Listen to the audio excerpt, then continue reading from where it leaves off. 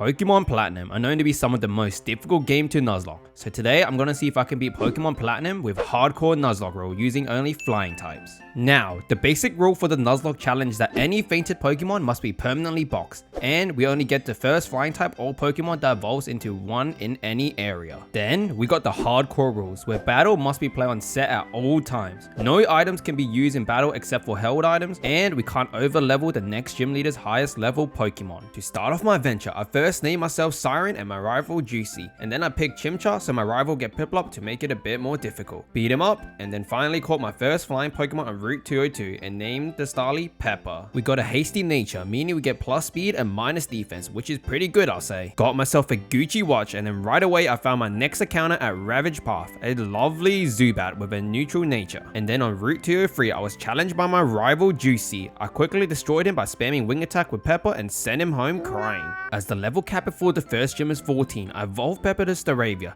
but I knew this wouldn't be enough for the first gym rock. Therefore I backtracked to Route 204, caught a Wurmple, and hopefully she's lucky enough to evolve into a Beautifly, as Dusthawk is not a flying type. And lucky enough she evolved into Silcoon and then into a Beautifly, and learned Absorb, which is going to be extremely helpful against the rock gym. With Lucky in our team now, we are now ready to challenge the gym leader Rock for a battle. Beautifly already has a high special attack stats of 100, and with Lucky having a modest nature, this gym went by pretty fast as I spammed Absorbed. Honestly, this was just unfair as I defeated Geodude with one shot. Next up was Onix. As Absorb is a special attack move, his defense was proven to be useless, but unfortunately Onix tanked the Absorb and then used Stealth Rock, which is kind of a waste as I definitely won't be switching out Pokemon. He then used a potion in the next turn while I went for another Absorb, making his health in the red zone. I then finished Onix with one more Absorb, and at last making Rock bringing out his final ace Pokemon, Cranidos. Sadly for him, Cranidos' moveset did not consist of any rock type moves at all, therefore he had nothing effective against Lucky, making this battle a lot easier as I continuously used Absorb. I'm gonna be honest, I never expected Beautifly to be any good at all, but she has proven me wrong. Continuing the fight, even though I didn't one-shot him, Beautifly withstood all his moves, including Headbutt. So in the next turn I landed a critical hit with Absorb and finished Cranidos off, beating Rock and obtaining the Cold Badge.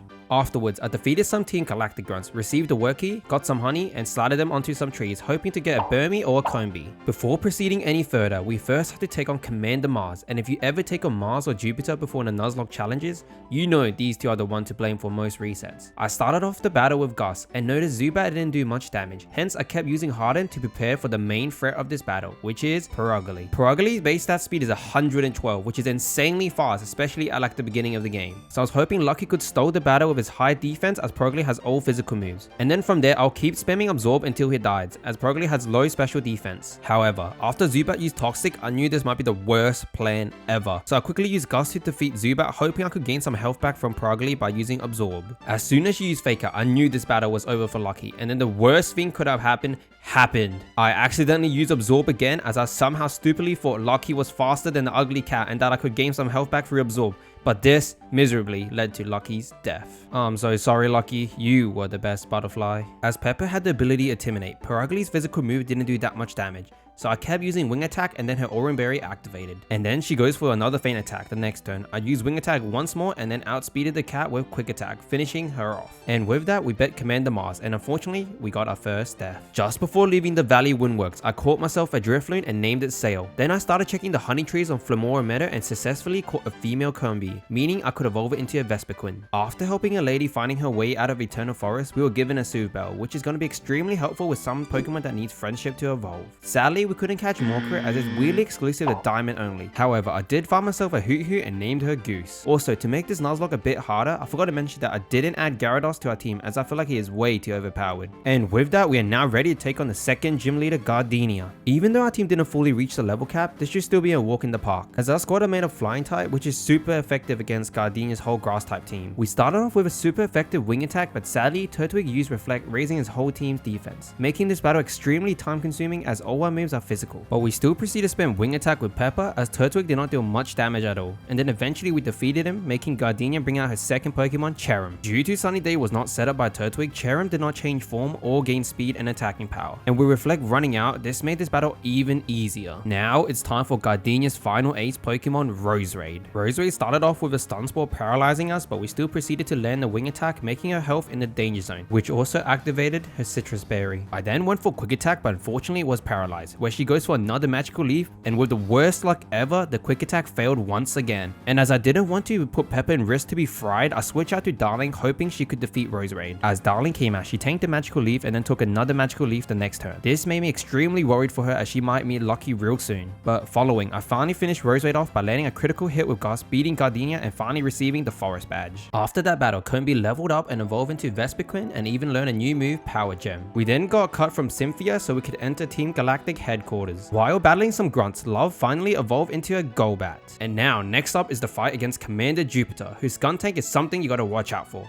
She leaves with Zubat, so I start off with Pepper. I begun the battle with a double team and kept using this move until Pepper is in danger, which is when I will take action and finish Zubat off with wing attacks. This is done so when Skuntank comes out, she'll hopefully misses all her moves, because she does hit us, it might go horribly wrong to the point where she'll crush our whole team, just for safety measure, you know. Pepper's evasiveness was so high to the point that even Zubat started missing all his wing attacks, so I knew it was time for the big boss. And just like that, Skuntank misses every single one of his Night Slash, so now it's just me spamming wing attack until he dies. Her Citrus Berry triggered, but it didn't matter as I basically had Ultra Instinct. Honestly, if we got hit with one Night Slash, it's probably going to be over for Pepper, especially when the move has a high critical hit ratio. But with the last wing attack, we defeated Commander Jupiter. Before leaving Eternal City, we receive an egg from Cynthia, hatched it, and go to Togepi from it. I named it Ben and noticed I got Serene Grace, which is going to be extremely helpful for moves like Air Slash. And then eventually it evolved into a Togetic. Not long after, Love evolved into a Crobat. Afterwards, I went to Route 206 and caught a Gligar with the worst nature possible. Named it Ash and replaced Goose with it. Good night, hoot hoot. Okay, time for the third gym leader, Fantina. Honestly, this battle can go pretty bad in many different ways with her team. You could either get burnt by Duskull, confused by Miss Magius, or put to sleep by Haunter. But I feel like we'll do fine here because Ash has Feint Attack, which is an attack that never misses. And what's more is that it's a physical move, which is going to be extremely beneficial as all of her Pokemon has exceptionally low defense, making this battle a sweep. And if anything happens to Gligar, I can switch out to Love and bite them to death. Even though Ash was confused, he landed the Feint Attack, which caused the Citrus Berry to give her a bit of health back. So I decided to switch Love just in case Ash gets defeated by the Confusion and Miss Magius attack. As Love is very bulky, he tanked the Shadow Ball and then I went for one bite to finish her off. Now with Fantina's ace Pokemon defeated, the next battle was a piece of cake with no worries at all. She sends out Haunter, which I responded with a bite, which caused her to be one-shot, forcing her to use a Super Potion and stalling the battle even longer. But my bite still landed, and then in the next turn, I finished Haunter off with the final bite. And with that, we defeated Fantina and obtained the Relic Badge. As we were leaving Hearthome City, we got challenged by our rival Juicy. I'm not going to lie, this might be the hardest battle since the beginning to now. With Love's attack being lowered, I went for a Confuse Ray. I was hoping that could deal some damage to him, but instead, he landed another double team, making this battle extremely annoying. But instead, I went for another bite, landed it, and believing that the Confusion can deal some damage to him. But nope, am I wrong? Another double team goes by, so I decided to switch to Ash as he has Feint Attack. With Feint Attack being a move that never misses, double team would not have any impact on Ash at all. What's more is that Gligar is a pretty bulky defensive Pokemon, allowing him to tank all of Staravia's physical moves. With Ash landing another Feint Attack, Staravia is finally about to die, but sadly he lost so much health that I did not want to put him at any risk as Juicy Ace, or should I say, the most irritating, troublesome, unattractive Pokemon has ever appeared. So I sent out Ben instead, and he took several Bubble Beams until I used Yawn, so hopefully Primplop could go to sleep forever and never wake up.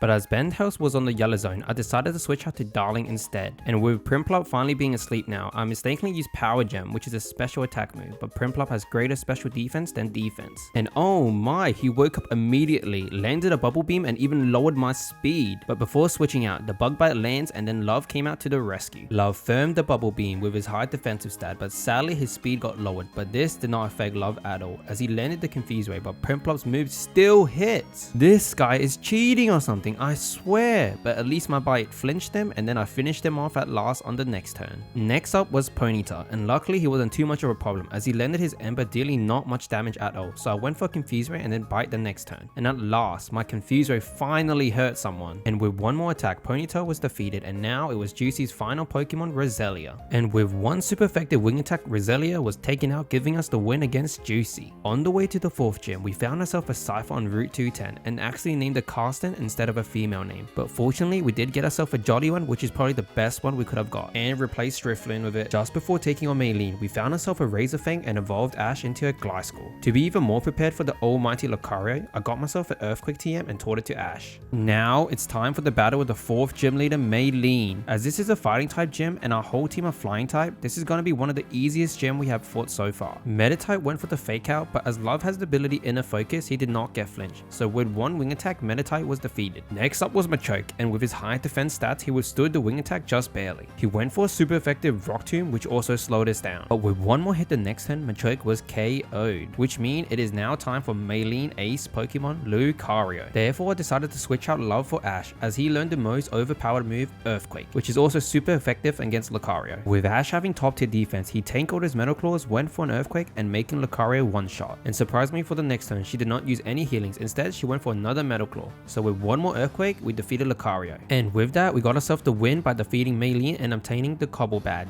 As we're about to leave Veilstone City, we got HMO2 Fly. And then on Route 213, we found a Wingull with a neutral nature and was named Rocky, which also replaced Ben. Not long after, Pepper evolved into Staraptor and learned close combat. Rocky also evolved into a Pelipper, which is going to be extremely helpful against the next gym leader. Oh no, here comes Juicy again. With Staravia being Juicy's first Pokemon, I knew Intimidate will take place. Hence, with Ash's Hypercutter ability, this prevented his effect to be upon me. I went for a Night Slash, thinking to do a bit more damage than that, as he goes for another usual double team, raising his evasiveness. But I still landed the following Night Slash, where he landed a critical hit with Wing Attack. With one more hit, Staravia was taken out, so Juicy brought out his main guy. Luckily, this time we have Earthquake, which is super effective against Pimplop, but sadly, he also has advantage over us, as Bubble Beam did half of Ash's health, almost killing him. However, I knew Ash was faster than that Penguin, so I finished him off, which now leads to Roselia. And just like that, one aerial ace murdered that poor Pokemon. Finally, Juicy brought out his last Pokemon, Ponyta, and with one Earthquake from Ash, the poor little pony perished, meaning we defeated Juicy once again. Our next opponent is WWE Champion Crasher Wake. I'm gonna be honest, this might be one of the hardest gym leaders we fought throughout this whole Nuzlocke run. He started off with the almighty Gyarados and went for a bite and flinched us. He then goes for another bite, but this time Rocky was A-OK, and we landed a ×4 super effective Shockwave on him, bringing his health down by a lot. We survived his next bite and retaliated with one more Shockwave, finishing him off. Goodbye Gyarados, you will not be missed at all. Next up was Quagsire. As he is a water and ground type, I switch out to Ash, and luckily he also missed his move. So I started spamming Sword Dance, sharply raising my physical attack. This is done so when his overpowered Floatzel comes out, I can hopefully one-shot him. And as Quagsire other moves are ineffective to Ash besides Rock Tomb and Yawn, this means I can keep spamming Sword Dance, as Rock Tomb won't deal much damage with Ash's high defense. I was also ready for that Yawn, hence I gave Ash a Chesto Berry, waking him up. Now it's time for the Nightmare.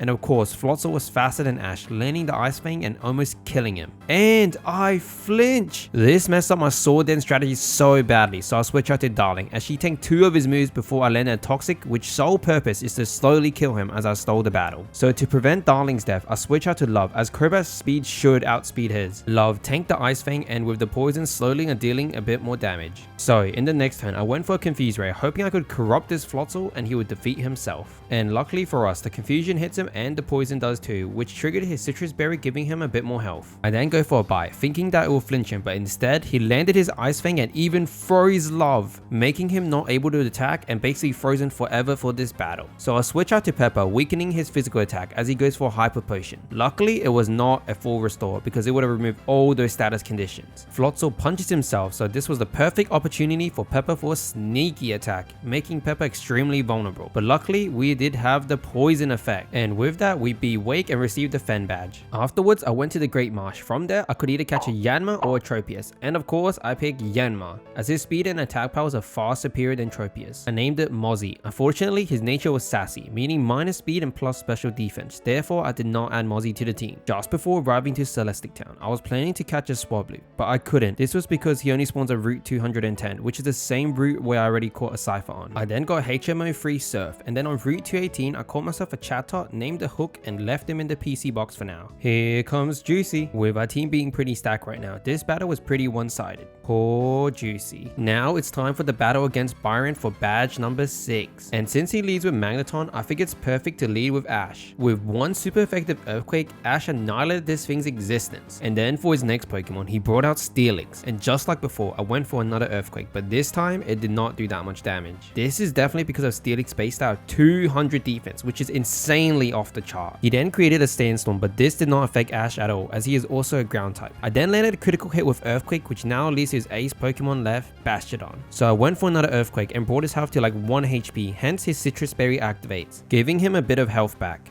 which then he goes for an Iron Defense. But weirdly enough, he did not heal, so with one more Earthquake, Bastiodon was down. And with that, we received the Mind Badge. We then proceeded to Iron Island, receiving HMO for Strength and also getting the Shiny Stone, which I then used it on Ben, evolving him into a Togekiss and replacing Darling. To make Ben stronger, I went to the Move Relearner and taught him Aura Sphere and Air Slash. I also went to grab Brick Break and Sword Dance for Carson. All of this were done so we can be fully prepared for the most difficult gym battle ever for us. Candace consists of Ice-type Pokemon, which is a major disadvantage for us, but I got the ultimate plan. I started with a Sword Dance, sharply raising my attack, and as Sneasel went for Aerial Ace instead of Ice Shard, which is times 4 effective against us, Brick Break killed her in 1 hit. Next up was Frost Slash. She missed her Blizzard, which I then go for Wing Attack as she is a Ghost type, defeating her in 1 move too. Weirdly enough, Frost Slash was the highest level Pokemon instead of Abomasnow. Hence, with 1 super effective Wing Attack, Abomasnow was defeated. I'm gonna be honest, after Sneasel and Frost Slash was defeated, this battle was already over, since they are the only Pokemon who are faster than Carson. So with 1 Brick Break on Piloswine, who can't even see, vanquish her, beating Candace and obtaining the Icicle Badge. Fine, I guess I'll go in. Oh,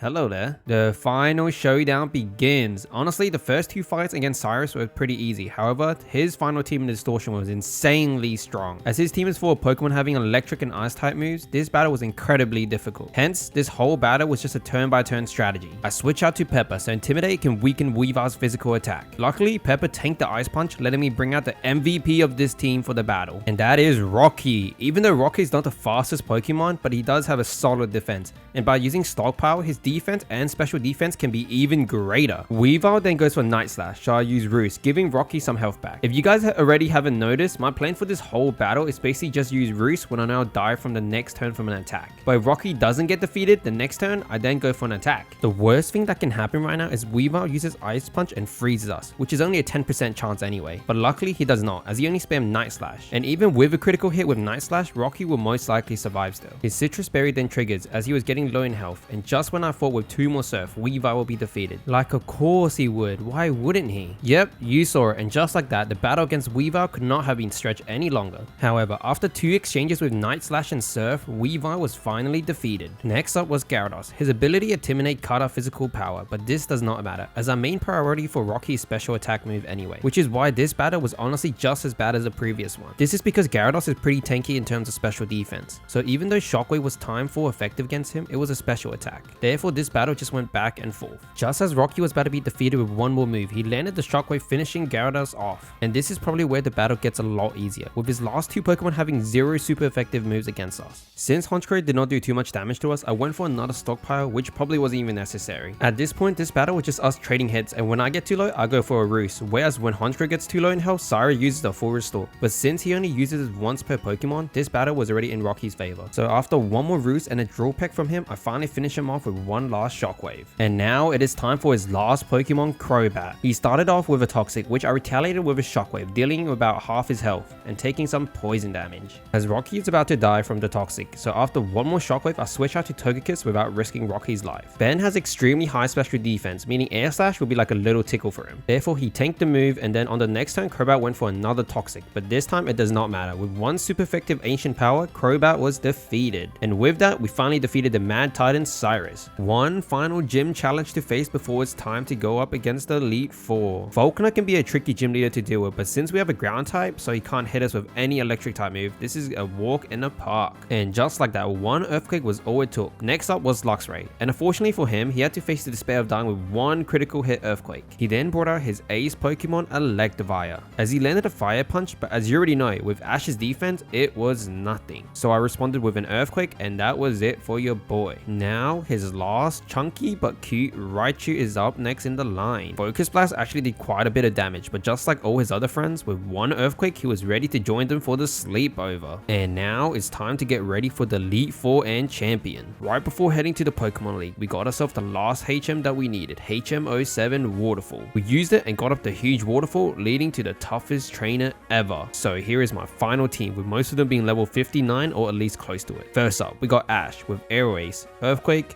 Night Slash, and Sword Dance while holding a Yacha Berry. Ben with Yawn, Ancient Power, Air Slash, and Aura Sphere with a Chati Berry. Carson with Wing Attack, Brick Break, X-Scissor, and Sword Dance with an Expert Belt. Pepper with U-Turn, Fly, Close Combat, and Brave Bird, and also holding a Yacha Berry. Rocky with Ice Beam, Toxic, Surf, and Roost, holding a Wakan Berry. And Lucky Last Love with Bite, Fly, Confuse Ray, and Double Team, and also holding a Chati Berry. Just before we went in to face the Elite Four, our favorite person, Juicy, wanted to fight us. But since our level was way above his, this fight was an absolute breeze.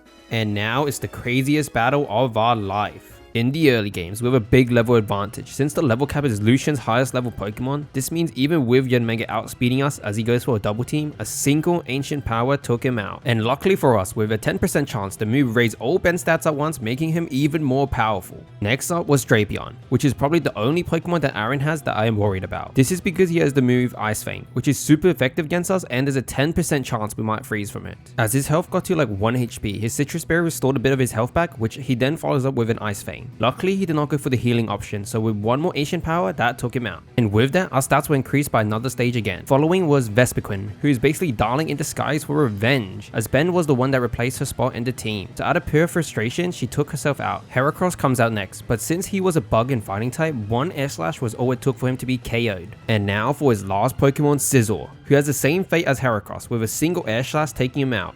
And that's the first Elite Four defeated with ease. Next up was the ground type user Bertha. I sent out Rocky as he's probably the best option since he's a water type. I started the battle with a Toxic, which probably wasn't even necessary, where she set up as a Sandstorm. Both of us took a bit of damage, then next turn I went for a Surf, doing about half her health, where she used Zen Headbutt, which didn't do damage because of Rocky's rock hard defense. And with one more Surf, Wishcash was taken out, which forces her to bring out her next Pokemon, Golem. And with one Surf, Golem was defeated. This is probably because of his horrible special defense. And just like Golem, Rapier was also beat up with a Surf. Now, the menace of this battle, Gliscor. With Gliscor having Thunder Fang, which is ×4 effective against us, the Wakan Berry was here for the rescue, weakening the move. And to match her, I went for a ×4 super effective move with Ice Beam one-shotting her. And now for her last Pokemon, Hippowdon. As she enters the field, her ability allows her to summon and Sandstorm. Therefore, I switch out Rocky for Ash. And luckily for us, she missed her Stone Edge. I went for an Earthquake, which didn't do too much damage, so in the next turn, I set up a Sword Dance to sharply raise our attack.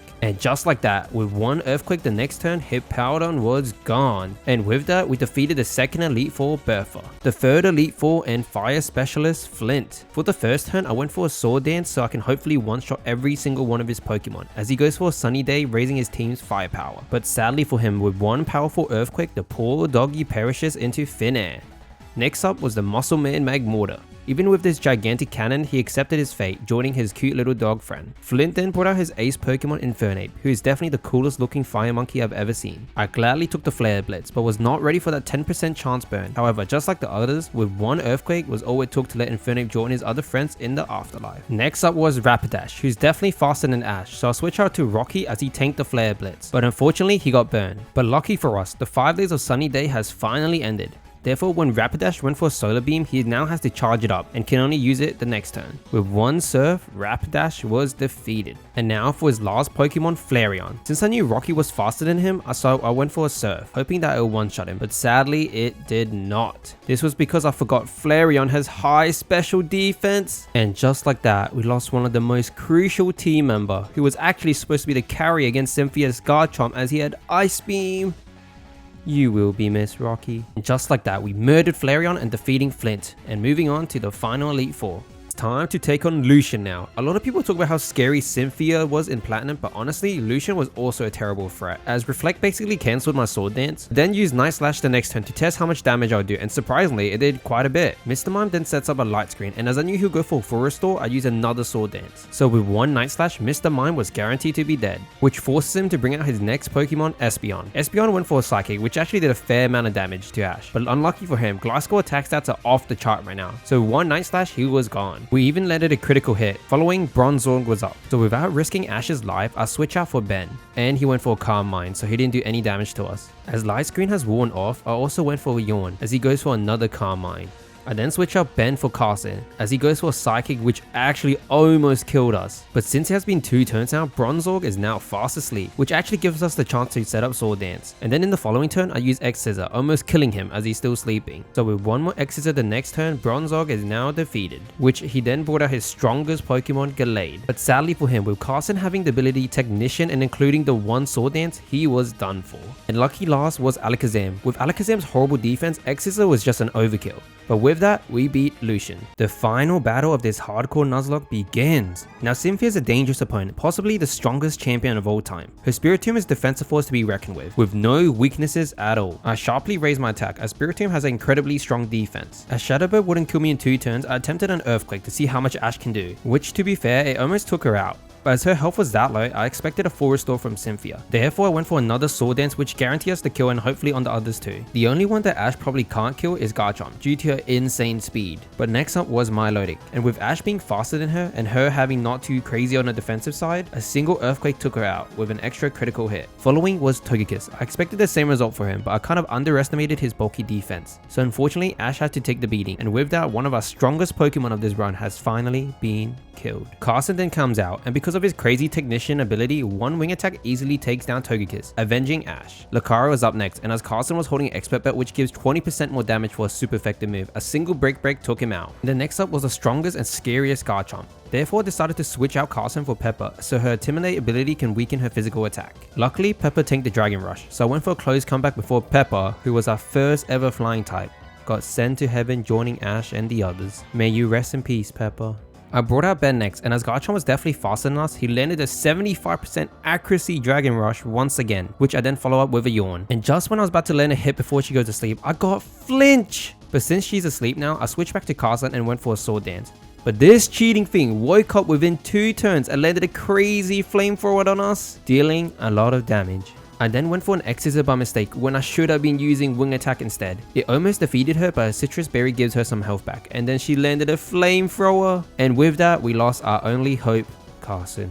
Honestly, I had no idea what to do at this point. Then went for a Bite, which did flinch her. I then go for a Fly up into the sky as she missed her Dragon Rush. And of course, we had to miss our fly attack. Luckily, Love withstood a Giga Impact, so I decided to use Confuse Ray, hoping to do at least a bit of damage from that. And just like that, with our luck, the Confusion hits. And just when I thought the luck was on our side, the full restore comes in and say hello. But at least I landed the fly attack, which honestly did like no damage at all. I then went for another Confuse Ray as the full restore got rid of it, and oh my, she hits herself again. I knew the luck was on our side now, so I went for a double team. And then another one, so I went for another double team to raise our evasiveness even more. And she hits herself once again. I then flew up into the sky as she snapped out of the confusion, but still missed her attack because of those cheeky double teams. And just to be more careful, I went for another Confuse Ray. Sadly, she did not get hit by the confusion, but she did miss her move. I went up for Fly, but this time she snapped out of the confusion immediately. But that does not matter anymore. Since I landed the fly attack, it was already over. This is because I know I'll be able to tank any of her moves for 1 turn, and then on the next turn, she's gone. And finally, lucky last, Rose Raid. As Rose Raid's a grass type, she stood no chance against Love. Love landed the fly attack, and with that, Rose Raid was defeated. And just like that, we defeated the coolest and most difficult champion of all time.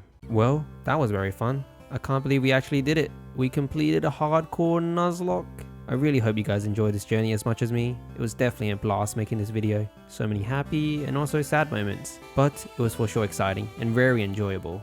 And yeah, that's it for me. I'll see you guys in a bit. Goodbye.